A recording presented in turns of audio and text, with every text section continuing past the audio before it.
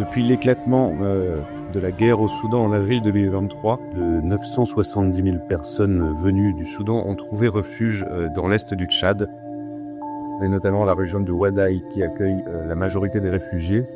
On avait une région déjà avec un taux de pauvreté bien supérieur au reste du pays et l'augmentation de plus de 50% de la population en quelques mois dans cette zone risque de déstabiliser une région qui souffrait déjà de problèmes très graves. Le chômage explose, les salaires sont tirés vers le bas, les prix des aliments augmentent, les prix des boyers augmentent, on a une inflation généralisée.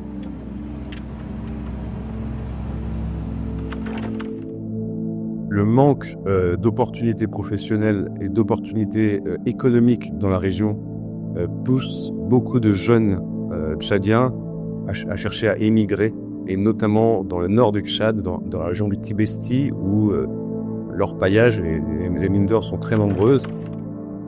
Certains décident même de poursuivre la route jusqu'à la Libye, dans l'espoir de trouver du travail là-bas, voire de passer en Europe. Alors évidemment, c'est un trajet très périlleux, mais alors que les opportunités socio-économiques ne se développent pas, on risque de voir une augmentation de ces flux. Inévitablement, on voit de plus en plus de populations locales, de personnes à qui j'ai parlé, qui accusent les réfugiés de faire monter les prix, et on a déjà quelques agressions.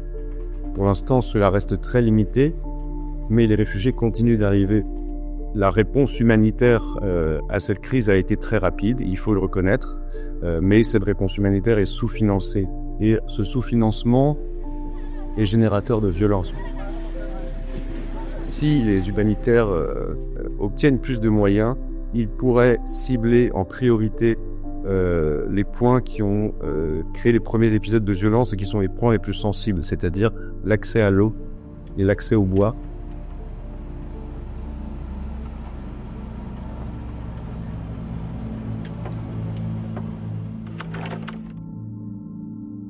Lorsque l'on s'arrête à des points d'eau, on peut voir des gens qui arrivent en charrette à cheval de très loin, de dizaines de kilomètres, pour aller se ravitailler en eau. Notamment l'un d'entre eux, avec qui j'ai pu discuter, me disait que pour lui, l'État n'avait rien fait pour cette zone depuis Tombalbaye. Tombalbaye qui est le premier président tchadien après l'indépendance.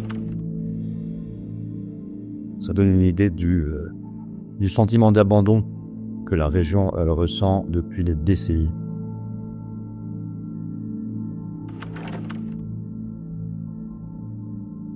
Dans certains camps de réfugiés, le minimum vital de 6 litres d'eau par jour et par personne est à peine atteint.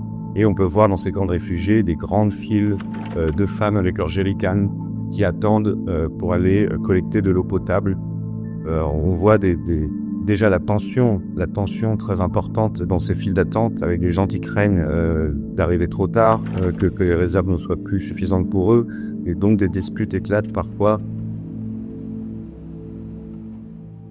Les deux risques principaux pourraient faire monter le niveau de violence dans l'est du Tchad. Le premier est la forte dégradation de la situation socio-économique. La deuxième chose qui est inquiétante, c'est la montée des tensions intercommunautaires.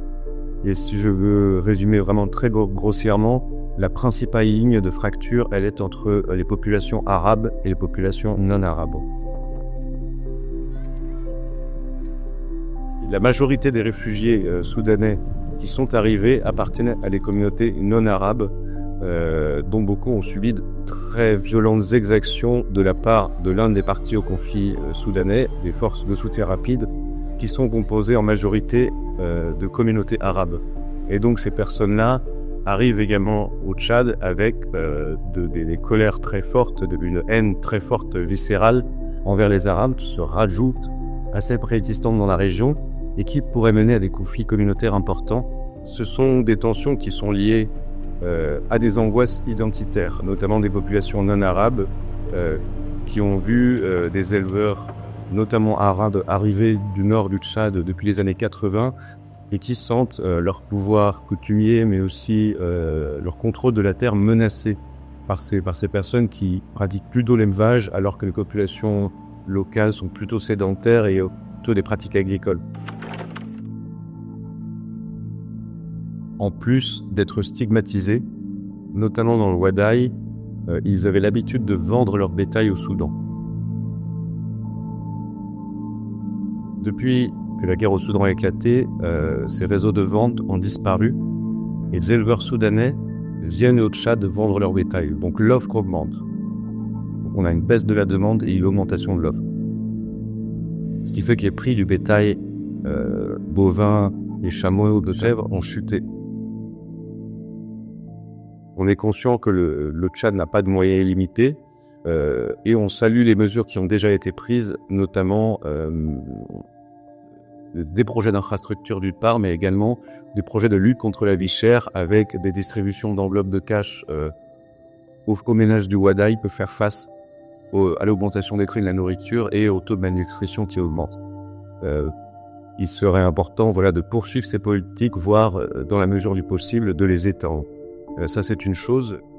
L'autre chose, c'est que les autorités tchadiennes ont également des leviers, des outils pour diminuer les tensions communautaires, notamment entre populations arabes et non arabes. Elles pourraient effectuer davantage de visites dans la région. Ce serait un signal positif que l'État ne les a pas oubliés, avec les représentés de l'État qui pourraient envoyer les messages d'apaisement. Et enfin, le gouvernement tchadien ainsi que les humanitaires pourraient renforcer les capacités des comités mixtes. Ces comités sont constitués des membres des différentes communautés de la région, mais également des représentants des réfugiés. Ils offrent un cadre de dialogue et donc ces communautés jouent un rôle critique et ils ont pour l'instant vraiment permis d'éviter une extension des violences.